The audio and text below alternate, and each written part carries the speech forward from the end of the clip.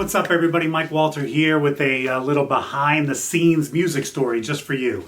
Did you ever play Twist and Shout at your weddings? The Beatles version, Twist and Shout.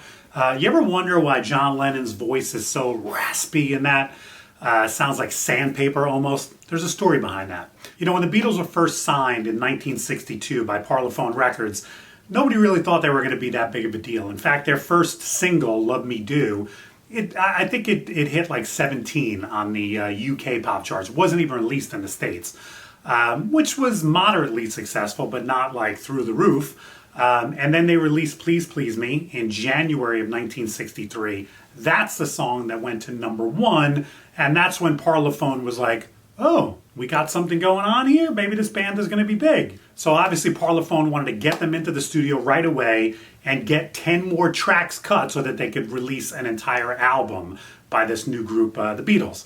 They booked them for one day, February 11th, 1963. One long day at Abbey Road Studios, which is where George Martin was the producer and started working with them, and told them, you need to bang out 10 songs in this one long session so that we can have an album with the first 2 singles and their B-sides. That would make 14 songs, and that would be their first album. As it turns out, John Lennon showed up that day with a little bit of a sore throat. So the band shows up that day, they've got their songs laid out that they want to record, they've got 3 4-hour sessions that they can record these in. And one of them, most of them were originals, but one of the songs that they wanted to record was Twist and Shout, which was originally done by the Isley Brothers. It's a song that they played in concert all the time, whenever they played clubs, whenever they entertained. Matter of fact, they often closed their set with it because it was such a highlight, so they figured they would close their first album with it. So throughout the day, Lennon's voice just keeps getting worse and worse. Some songs he sang lead on, some songs he sang backup, but he was really straining his vocal cords and it was getting worse and worse and worse.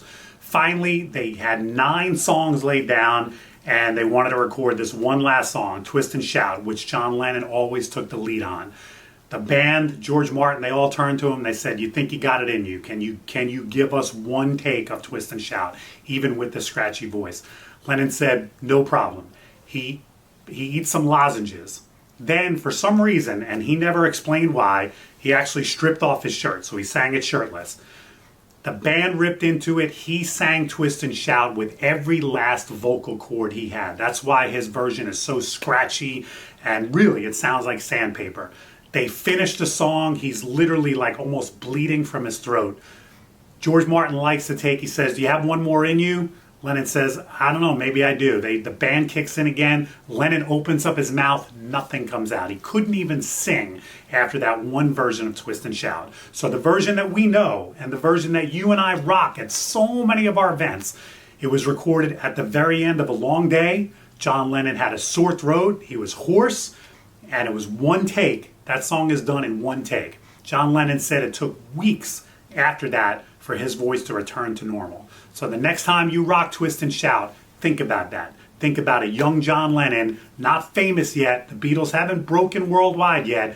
They're giving it their all, and Lennon sings that song on his last vocal cord.